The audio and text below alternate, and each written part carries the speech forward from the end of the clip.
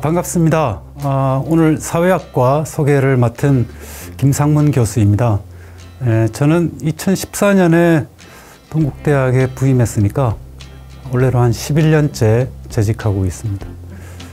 자유전공학부 학생들이 이 영상을 많이 시청하지 않을까 싶은데요. 먼저 동국대학에 오신 것을 환영하고 아울러 저희 사회학 전공에 많은 관심 부탁드립니다. 오늘 소개는 4개의 작은 주제들로 이루어져 있습니다. 첫 번째, 사회학이란 무엇인가, 이 사회학 일반에 관한 소개를 하고, 그 다음으로 동국대학교 사회학 전공 그리고 학과 생활에 대해서 간략하게 말씀드리겠습니다. 그게 끝나면 저희 전공 커리큘럼을 좀 소개하고요. 마지막으로 저희 졸업생들이 어떤 진로를 선택하는지 말씀드리는 것으로 진행하겠습니다. 사회학이란 무엇인가, 사회학에 관한 소개를 먼저 하겠습니다. 사회학의 특성과 관련해서 제가 한 3가지 정도를 생각해 봤는데요. 첫 번째가 사회학적 상상력이라는 말입니다. 이 말은 이제 제가 만든 것은 아니고 밀스라는 사회학자가 쓴 책의 제목입니다. 이 사회학적 상상력은 몇 가지 의미를 가지고 있는데, 그 중에 하나가 사회적 맥락에서 개인적 문제를 이해하기, 즉 나에게 일어나는 어떤 일의 이면에 사회적 배경과 맥락이 있다는 것을 밝히는 것이 사회학이 추구하는 관점, 이런 것입니다. 이거를 이제 상상력이라고 밀스가 이름 붙인 이유는 제 생각에는 사회적 영향력이 처음부터 그렇게 명백하게 잘 보이지 않기 때문이죠. 마치 우리가 공기가 없이 살 수 없는데 공기가 눈에 보이지 않는 것처럼 우리는 사회적 영향력을 끝없이 받고 있음에도 불구하고 그것을 잘 인지하지 못할 때가 있습니다. 그래서 그런 영향력을 찾아내는 과정에서 좀 상상력이 필요할 수도 있겠죠. 이런 측면에서 사회학은 심리학과 조금 구별됩니다. 심리학에서는 그 사람의 고유한 특성에 초점을 좀 맞추겠지만, 사회학은 그 사람을 둘러싸고 있는 사회적 환경에 초점을 맞춘다는 점에서 좀 다르지요. 사회학적 상상력을 발휘한 한 예제로 저는 디르켐이 쓴 자살론에 대해서 간략하게 소개하고자 합니다. 디르켐이라는 이름은 아마 귀에 익숙할 수도 있어요. 여러분 고등학교 사회문화 수업에서 아마 들어봤지 않을까 싶은데, 어쩌면 어떤 학생들은 아노미라는 개념을 떠올릴지도 모르겠습니다. 이 저작에서 디르켐은 자살이라는 어쩌면 가장 개인적인 행위죠. 그래서 가장 심리학적 현상일 텐데, 이런 행위를 사회학적으로 설명하려고 시도합니다. 자살률이 사회마다 조금씩 다르다는 거, 그리고 같은 사회라도 시기에 따라 조금씩 다르다는 거 여러분 알고 계시죠? 한국의 자살률은 다른 나라와 비교했을 때 매우 높다는 거, 그리고 한국의 과거와 비교했을 때도 상당히 높다는 것도 알고 계실 겁니다. 디르켐은 이런 자살률의 차이가 사회 통합의 수준, 즉 응집력의 차이와 관련이 있다고 주장합니다. 여기서 이제 사회 통합이나 응집력이라는 말은 각 구성원이 집단에 대해서 느끼는 소속감과 일체감, 이 정도로 생각하면 되겠습니다. 반비례 관계인데, 디르켐의 생각에는 응집력이 강한 사회, 그 사람들의 소속감이 강한 사회에서는 자살률이 좀 낮은 편이고, 응집력이 좀 낮고 통합의 수준이 좀 느슨한, 그래서 좀 자유분방한 사회에서는 자살률이 조금 높은 경향이 있다는 것이죠. 여기서 강조하고 싶은 것은 사회 통합이나 응집력, 이런 것들은 사회적 환경에 해당하는 것이죠. 그러니까 이런 사회적 환경이 굉장히 개인적 행위, 자살이라는 영향을 미친다고 주장하는 것, 이것은 사회학적 상상력의 예제가 될 수 있겠습니다. 왜 그런지 조금 더 설명하면, 잘 통합된 사회, 사람들이 소속감을 강하게 느끼는 사회에서는 개인의 자유가 좀 제한돼요. 내 마음대로 내가 원하는 대로 살기가 조금 더 어렵죠. 관례와 관습, 그리고 타인의 시선이나 평가, 이런 것들이 나의 자유를 좀 제한하죠. 반면에 응집력이 좀 약한 사회, 좀 자유방임적인 사회에서는 사람들이 좀 더 많은 자유를 누립니다. 다른 사람의 시선이나 관례, 관습, 이런 거에 좀 덜 구애받고 자유로운 선택을 할 수 있죠. 그러면 여러분들은 그러면 느슨한 사회, 통합의 수준이 낮은 사회, 그래서 자유가 높은 사회에서 사람들은 더 행복할 것 같고, 더 행복하니까 자살률이 낮을 것 같은데, 그럼 왜 드류켐은 그 반대라고 얘기하는 걸까? 드류켐의 설명은 이렇습니다. 인간은 본성적으로 사회적 존재이죠. 그래서 꼭 무리 속에서 서로 부대끼고 그렇게 살아야 되는 존재입니다. 또 그렇게 살 때 가장 진정한 의미에서 인간일 수 있다고 보는 거죠. 근데 자유는, 특히 지나친 자유는 사람, 개인을 무리로부터 좀 고립되게 만들어요. 그러니까 자유가 너무 많이 부여되면 일시적으로 사람들은 어떤 해방감을 느낄 수 있지만, 시간이 지날수록 그 본성에 반하는 상태, 즉 사회적으로 고립되고 다른 사람과의 관계가 느슨해지고, 이게 좀 더 심해지면 삶의 의미를 상실하는 지경에까지 이를 수 있다는 것이죠. 예를 한번 제가 생각해 봤는데, 여러분 중에는 특히 아마 방학 때 좀 그렇지 싶은데, 밤낮이 뒤바뀐 일상, 즉 대부분의 사람들이 자는 시간에 깨어서 활동하고 대부분의 사람들이 깨어있는 시간에 잠을 자는 그런 일상을 좀 가져봤을 것 같습니다. 저도 젊었을 때 그랬던 것 같은데, 저는 이런 일상, 이런 행동이 자유를 추구하는 어떤 행위라고 볼 수 있다고 생각하거든요. 다른 사람이 다 자는 시간에 나 혼자 깨어있을 때 타인으로부터 해방된 어떤 자유를 느끼는 그런 측면이 있지 않을까요?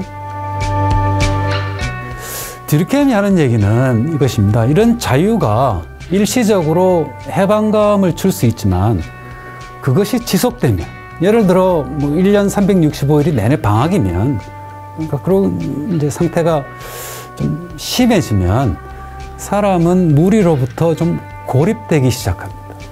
타인과의 연대감이 약해지고 소속감이 떨어지고 그렇게 될 수 있겠죠. 지나친 자유는 사람을 그 본성에 반하는 상태로 만드는 경향이 있고, 그 중에는 자살을, 그 결과적으로 자살이 일어날 수도 있죠. 요약하면 이렇습니다. 자살하는 사람은 내가 자유가 너무 많아서 자살한다 라고 말하지 않습니다. 아까 말씀드린 것처럼 사회적 영향력은 우리가 숨 쉬는 공기처럼 눈에 잘 보이지 않죠. 자살하는 사람은 아마 내가 삶의 의미가 별로 없다라고 생각하겠죠. 드류켐이 우리에게 얘기해 주는 것은 그 사람의 삶의 의미가 없게 된 이유가 적어도 일부는 그가 살고 있는 사회적 환경의 결과일 수 있다는 것, 바로 그 점이죠. 그런 점에서 사회학적 상상력, 개인의 행위를 둘러싸고 있는 사회적 배경과 맥락을 밝혀내는 그 예제가 될 수 있을 것 같습니다. 사회학적 상상력, 사회학의 첫 번째 특징이었습니다. 두 번째 특징으로 제가 지적하고 싶은 것은 사회과학의 다른 학문과 비교해서 사회학의 탐구하는 영역이 매우 다양하다는 것입니다. 다른 학문들, 예를 들면 정치학, 행정학, 경제학, 신문방송학, 동국대 같으면 미디어 커뮤니케이션이죠.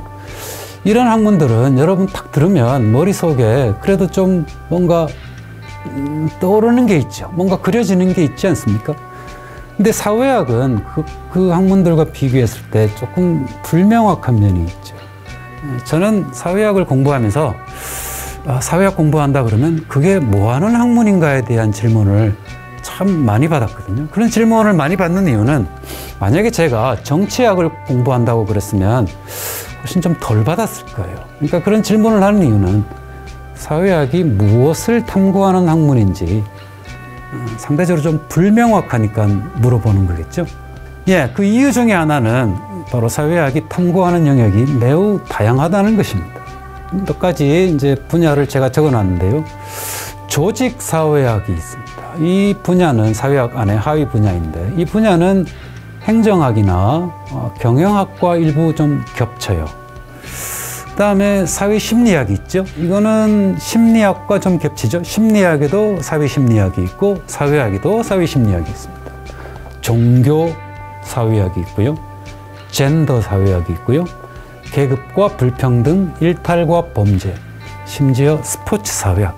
뭐 이것보다 훨씬 더 많은데 제가 이제 지면 관계상 몇 가지만 적었습니다. 예, 사회학의 두 번째 특징. 매우 다양한 현상을 탐구합니다. 여러분 중에 혹시 그러면 다양한 거를 탐구하는데 그 중에 좀 핵심적인 영역이 있습니까? 라고 질문한다면 저는 개인적으로는 불평등, 계급과 불평등이 사회학자들이 가장 많이 다루는 핵심적인 영역이라고 지목하겠습니다.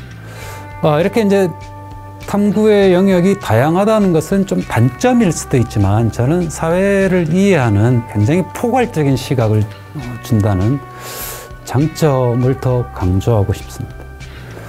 예, 사회학 소개 세 번째입니다. 세 번째는 이제 사회학이 과학을 추구한다는 점입니다. 뭐 당연히 사회과학대학에 소속돼 있다는 것만 봐도 알 수 있겠죠. 하지만 모든 사회학자들이 사회학이 과학을 추구한다는 점에 동의하는 것은 아닙니다.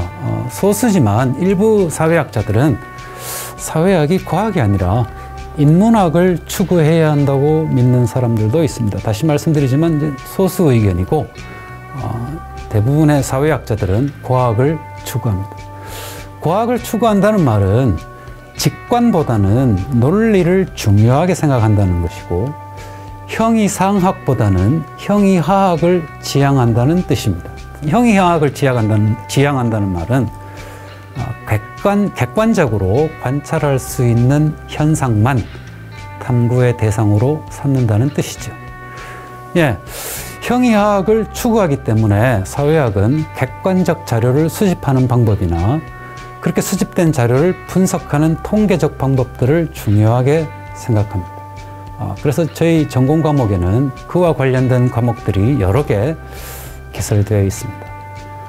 예, 이상 사회학에 대한 소개를 마치고 두 번째 동국대학교 사회학 전공에 대해서 말씀드리겠습니다.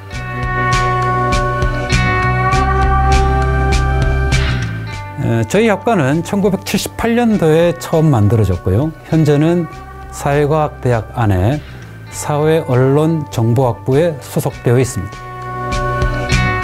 이 학부에는 저희 사회학 전공과 함께 미디어 커뮤니케이션이 있는데요. 그러니까 두 개의 전공으로 이루어져 있는데 이 두 전공은 서로 독립적으로 운영되지만 서로 이제 많은 학생들이 서로 교차 전공, 복수 전공이죠. 복수 전공하는 학생들이 많습니다. 두 번째, 저희 학과는 소규모입니다. 입학생, 그러니까 신입생 정원이 2025학년도부터는 20명. 여기에 이제 정원 외 신입생, 외국인 학생들 있죠. 그 다음에 복수 전공생 학생들을 합치면 숫자는 더 커지긴 하지만 그래도 소규모 학과에 속합니다. 규모가 작다는 거는 뭐 경우에 따라서 단점일 수도 있겠죠. 뭐 한계가 될 수도 있겠지만 장점일 수도 있습니다. 특히 모두가 모두를 다 알고 전체가 하나로 어울린다는 점은 저희 소규모 학과가 가질 수 있는 좋은 점이죠. 저희 학과 재학생들이 많이 하는 얘기 중에 저희 학과의 특성과 관련해서 하는 얘기 중에 하나가 선후배 사이의 관계에서 별로 격의가 없다는 거. 그러니까 위계나 권위를 별로 따지지 않고 서로 평등하게 잘 어울리고 협력한다는 점을 얘기하는데, 그런 특성은 아마 작은 학과이기에 가능하지 않을까, 뭐 그런 생각을 해봅니다. 그 다음은 이제 졸업에 필요한 전공 학점인데요. 단일 전공, 즉 사회학 하나만 전공할 경우에는 전공 학점 45학점, 즉 15과목이죠. 45학점을 취득해야 졸업 요건을 충족하고요. 만약에 이제 복수 전공을 하는 경우라면 전공 학점이 36학점, 12과목으로 줄어든다는 말씀을 드립니다. 학부와 생활과 관련해서 학과 내 동아리 현황 그리고 연례 행사인 사회학도의 밤을 소개하겠습니다. 동아리 관련해서 제가 파악해 봤더니 현재 한 5개 정도 동아리가 있습니다. 그중에 3개는 학술 동아리이고요. 나머지 2개는 공연 동아리입니다. 예, 학술 동아리란 이제 소규모 학생들이 모여서 같이 공부하는 모임인데, 하나씩 소개하면 첫 번째 공전이라는 동아리가 있습니다. 이제 독서 토론 동아리인데요. 사회학 관련 도서를 같이 읽고 그 책의 내용이나 주장과 관련된 사회 문제나 사회 현상을 생각해 보는 동아리입니다. 그러니까 어떤 현상을 어떻게 바라볼 것인지를 토론하는 동아리죠. 두 번째는 이제 로투스라는 동아리가 있습니다. 이 노동 문제에 관심이 많은 학생들이 만든 것인데요. 노동법의 법리나 그 판례에 대해서 공부하고, 경우에 따라서는 노동 관련 사회적 이슈, 예를 들면 노란 봉투법이라든지 최근에 있었던 아리셀 참사, 이런 사회적 이슈에 대한 토론을 하기도 합니다. 세 번째 학술 동아리는 이제 상상이라고 되어 있는데, 독서, 앞에 말씀드린 공전처럼 독서 토론 동아리입니다. 그러니까 그런 점에서 좀 비슷한데, 다른 점은, 그러니까 공전과 좀 다른 점은, 이 동아리는 사회 이론이나 사회 철학에 관심이 있는 학생들이 만든 것입니다. 그래서 그것과 관련된 서적들을 같이 읽고 토론하고 그 의미를 생각해보는 뭐 그런 동아리입니다. 예, 두 번째는 이제 공연을 하는 동아리인데요. 2개가 있습니다. 첫 번째가 다율, 다 같이 율동을 이라는 말을 줄여서 다율이라고 하는데요. 이 동아리는 제가 알기로 좀 전통 있는 동아리입니다. 상당수의 동아리들이 코로나 3년 동안 운영에 어려움을 겪고 신입 부원들을 충원하는 데 어렵고 같이 만나기 어렵고 뭐 그래서 많이 사라지기도 했거든요. 근데 그걸 이겨낸 동아리 중에 하나입니다. 다율. 예, 이 동아리는 민중가요의 율동을 접목하는 자칭 이제 몸짓패라고 하는데 뭐 그런 동아리입니다. 정기 공연을 하기도 하고요. 세월호 참사 10주기 기억문화제나 또는 수요 시위 등에서 외부 공연을 하기도 합니다. 마지막 공연 동아리 아노미, 디르켐의 유명한 개념이죠. 음악 공연 동아리입니다. 예, 이렇게 5개의 동아리가 있고 여러분들이 필요하면 얼마든지 새로 만들 수 있고 학과에서 이제 지원할 수 있는 모든 지원을 하고 있습니다. 예, 동아리 관련 이제 사진을 몇 장 준비했는데 참고하시기 바랍니다. 학과 생활과 이제 관련해서 두 번째 사회학도의 밤이라는 행사를 빼놓을 수 없습니다. 매년 11월 말이나 12월 초 사이에 열리는데요. 이런 뭐 행사는 사실 동국대학교 대부분의 학과에서 좀 열리거든요. 근데 저희 학과는 꽤 크고 성대하게 하는 편입니다. 그래서 학생들이 가을 학기가 시작되면 이제 준비에 들어가죠. 뭐 다양한 행사들이 있기 때문에 준비할 것도 많습니다. 사회학도에 가면은 이제 학술제 학생들의 논문 발표가 열리고요. 그다음에 앞서 이제 언급한 이 다율이나 아노미 동아리의 공연이 있고요. 촌극도 있습니다. 촌극이라는 게 이제 짧은 연극인데 사회 문제를 예리하게 비판하는 그런 무대가 있고, 그다음에 이제 학과에서 마련한 장학금 수여식도 있고요. 그리고 당연히 뒤풀이 행사도 있습니다. 이 사회학도에 보면은 이제 졸업한 학생들, 동문들이죠. 동문들도 퇴근 시간을 좀 당겨서 많이 참석합니다. 그래서 더 재밌고 뜻깊은 행사가 됩니다.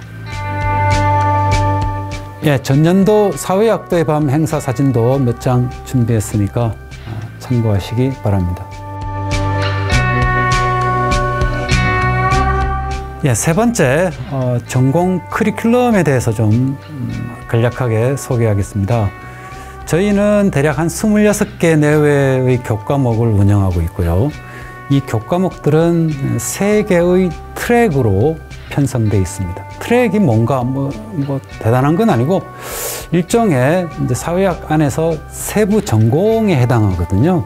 모든 학생이 하나의 트랙을 선택해야 되는 건 아닙니다. 트랙을 정하지 않는 전공생도 많고요. 그런데 이 트랙을 만든 이유는 전임 교원들의 전공 분야라든지 혹은 미래 노동 수요 전망 뭐 이런 것들을 고려해서 소수의 분야에 자원을 집중하려고 트랙을 만든 것입니다.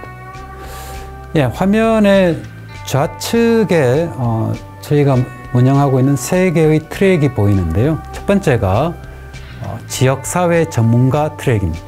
두 번째는 미래인구 전문가 트랙, 그리고 세 번째가 4차 산업혁명 전문가 트랙, 이렇게 3가지가 있고 각 트랙에 이제 관련 교과목들이 이렇게 배치되어 있다는 것을 볼 수 있습니다.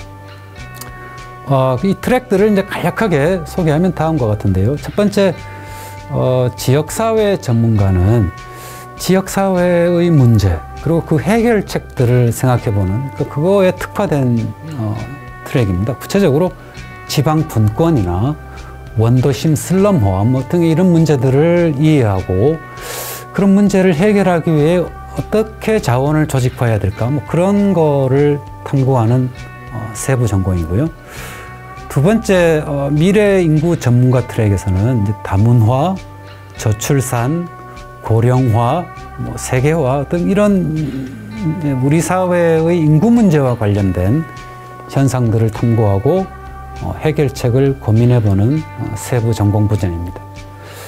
그다음 세 번째가 이제 4차 산업혁명 전문가 트랙인데 기술 발달에 따른 사회 구조와 사회관계의 변화를 탐구하는 트랙입니다.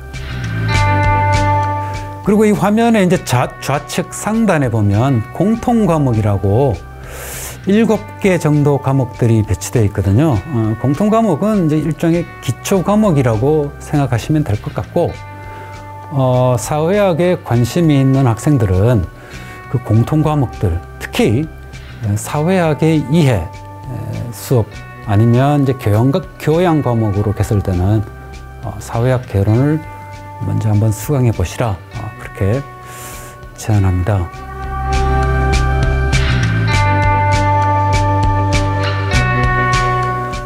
마지막으로 이제 졸업 후 진로인데요. 저희 졸업생들이 어디로 진출하는가 뭐 그런 통계를 좀 보면 좀 다양한 분야로 진출합니다. 아마 가장 흔한 분야가 일반 기업체에 취업하는 것인데요. 이런 기업체에는 이제 리서치 관련 기업들이 포함되어 있습니다. 참고로 상당수의 저희 재학생들이 졸업 전에 사회조사 분석사 2급 자격증을 취득하고 뭐 학과에서 지원도 하고 뭐 그렇습니다. 두 번째 이제 진출 분야는 이제 기자나 아나운서와 같은 언론기관에 취업하는 학생들이 있습니다. 이런 학생들은 미디어 커뮤니케이션을 복수 전공하는 경우가 많고요. 또 제가 입학사정관 일을 하다 보면 기자가 되고 싶다는 고등학생들이 사회학과에 지원하는 경우가 많더라고요. 예, 기자라는 직업에 좀 필요한 자질 가운데 하나는 사회를 바라보는 좀 예민한 시각 아닐까요? 사회학은 아마 그런 시각을 기르는데 좀 도움이 될 것 같습니다. 세 번째 분야는 이제 법정 자격증을 취득하고 이제 그와 관련된 일을 하는 졸업생들이 있을 텐데요. 저희 사회학과에서는 노무사라는 자격증에 관심이 많습니다. 아까 그 동아리 중에 로투스라는 동아리가 있다. 노동 문제에 관심이 많은 학생들이 노동법 법리나 판례를 공부한다 그랬잖아요. 그것도 이제 어쩌면 노무사라는 자격증과 좀 관련이 있을지도 모르겠습니다. 예, 노무사 준비한 학생들이 좀 있고 뭐 합격생들도 나와서 법인에 들어가서 이제 근무하는 학생도 있습니다. 그다음에 졸업 후에 이제 법학 전문 대학원에 진학해가지고 변호사 자격증을 취득하는 사례도 있고, 그다음에 그 공인회계사 자격증을 취득하는 학생도 있었습니다. 졸업생도 있습니다. 그 다음 진출 분야는 이제 시민단체인데요. 다양한 시민단체에서 활동하는 졸업생들입니다. 참여연대나 환경운동단체, 그다음에 여성 및 장애인 단체, 다문화 가족 지원 단체, 이런 단체에서 더 나은 사회와 더 나은 미래를 위해서 일하는 졸업생들도 있습니다. 다른 학과와 마찬가지로 공무원 및 공공기업 취업을 위해서 이제 시험을 준비하고 합격해서 관련 기업에서 부서에서 근무하는 졸업생들도 있고요. 마지막으로 이제 언급하지 않을 수 없는 것이 영화, 영상, 연극, 연출에 진출하는 학생들입니다. 숫자가 아주 많지는 않지만 심찮게 있거든요. 그런 학생들이. 아마 어쩌면 이 봉준호 효과라고 할 수 있는, 이 봉준호 감독이 사회학을 공부했거든요. 뭐 임상수 감독도 그렇다고 그러고, 예, 봉준호 효과 때문인지 근래에 조금 더 많아지는 것 같아요. 연출에 관심 있는 학생들이 조금 더 많아지는 것 같습니다. 이런 학생들은 영상을 제작하는 구체적인 기술보다 영상에 담을 그 컨텐츠라고 할까요? 그 컨텐츠라는 건 결국 세상에 대한 관점 아니겠습니까? 그런 것들을 배우려고 사회학과에 진학하는 것 같습니다. 좀 개인적인 관찰인데, 이런 영상 연출에 관심 있는 학생들은 자기 진로를 잘 바꾸지 않는 경향이 있더라고요. 그러니까 1학년 때 희망 진로가 졸업할 때가 되면 이제 바뀌는 경우가 많잖아요. 근데 연출에 관심 있는 학생들은 좀 일관되게 그 관심을 계속 이어가는 경향이 있는 것 같습니다. 예, 이상으로 사회학 전공에 대한 소개를 마치겠습니다. 세상을 바라보는 포괄적이고 예민한 시각을 사회학에서 배울 수 있다는 점 다시 말씀드리면서 영상 마치겠습니다. 예, 시청해 주셔서 감사합니다.